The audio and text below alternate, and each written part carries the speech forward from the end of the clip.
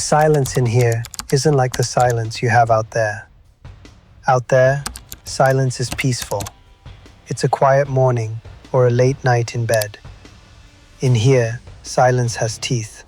It gnaws at you. It's the sound of 1,000 men, all trying to scream in their heads at the same time. You learn to live with it, eventually, or you go crazy. I've seen both happen. I've seen kids come in here with fire in their eyes, thinking they're the next big thing. And I've watched that fire turn into cold ash in 6 months. They realize, just like I did, that the walls don't care who you were on the street. To these walls, you're just a body that needs to be fed and counted. I've seen kids come in here with fire in their eyes, thinking they're the next big thing. And I've watched that fire turn into cold ash in 6 months. They realize, just like I did, that the walls don't care who you were on the street. To these walls, you're just a body that needs to be fed and counted. For the first 10 years, I lived in a state of constant, quiet rage. I blamed everyone. I blamed the guy who talked to the cops. I blamed the judge for being unfair. I even blamed my wife for not being able to wait for me. But you can't carry a grudge that heavy for 4 decades. Your back starts to break under the weight of it. Around the 15-year mark, something shifted. I stopped looking at the door and started looking at the floor. That's when you know the prison has finally moved inside you. It's not just where you live anymore. It's what you are. I remember when the letters from Sarah, my wife, stopped coming. I didn't get angry that day. I just sat on my bunk and watched the sun crawl across the wall. I knew it was coming. She was young, she was beautiful, and she had a life to live. I was a man in a cage. You can't ask someone to put their soul in a cage just because you were stupid enough to get caught in one. But that didn't make the hole in my chest any smaller.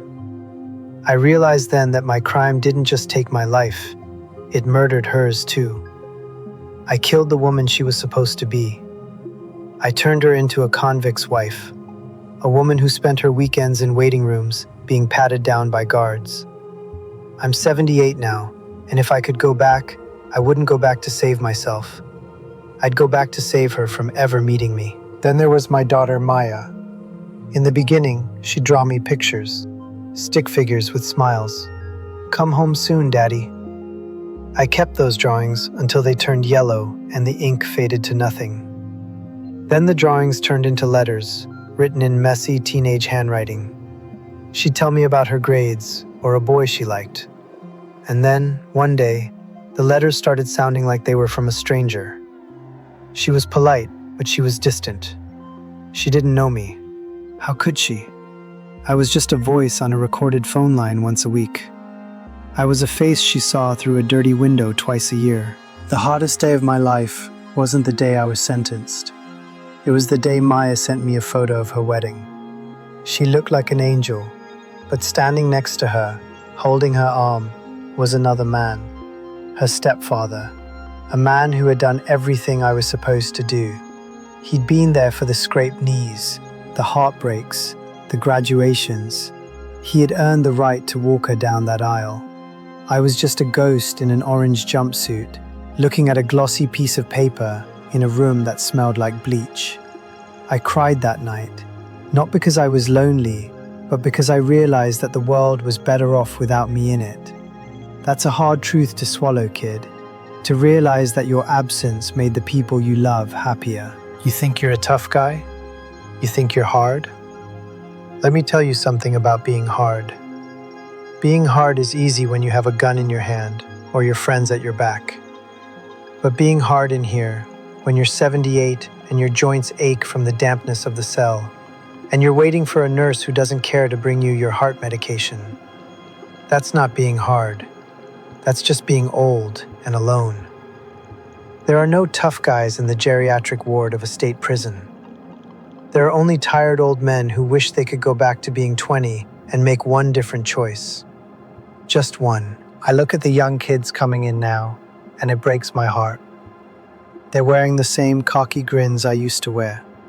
They talk about respect, and loyalty. I want to grab them by the shoulders and shake them. I want to tell them, loyalty? Who do you think is going to be here in 20 years?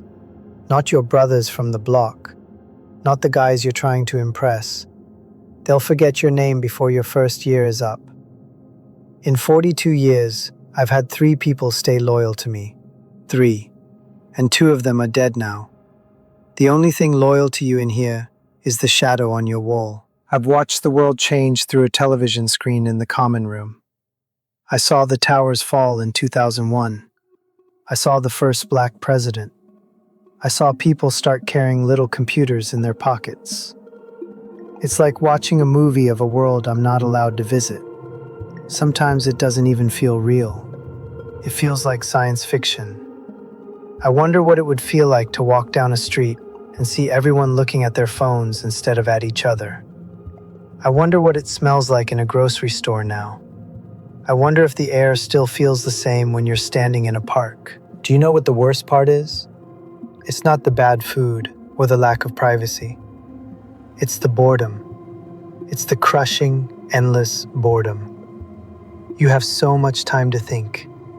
You replay your mistakes over and over, like a movie you've seen a million times. You analyze every word you said, every move you made. You try to find the exact second where you could have turned left instead of right. But the movie always ends the same way. You always end up here. I think about the man I killed. I think about him every single day. I don't even remember what he looked like anymore. Not really. His face is blurred into a gray smudge in my memory. But I remember the sound he made. I remember the way the light left his eyes. I stole his entire life. He never got to see his children grow up. He never got to grow old. And in a strange, twisted way, by killing him, I killed myself too. We've been tied together for 42 years, him and me. He's the anchor that keeps me dragged down to the bottom of this stagnant pool. People ask me if I'm afraid of dying. At 78, in this place, death doesn't look like an enemy. It looks like a release. My biggest fear isn't dying. It's dying and having no one notice. I'm terrified that I'll just stop breathing one night, and the guards will find me in the morning, and they'll just process me like a piece of broken equipment. They'll put my things in a cardboard box, my few photos, my worn-out Bible, my extra pair of socks, and they'll throw the box in the trash. That'll be it. 78 years of life, 42 years of punishment, and it all fits in a cardboard box that no one wants. If you're listening to this, and you're still out there, if you're still breathing free air, do me a favor, go outside. Just stand there for a minute and look at the sky. Really look at it. Notice the color.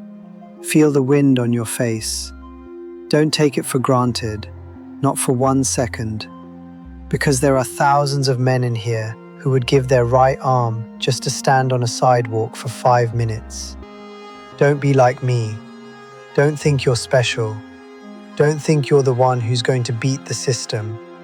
The system is built to win. It has all the time in the world, and you only have a little bit. Don't trade your life for a feeling of being a big man. There are no big men in here, only ghosts. Everything you do has a shadow.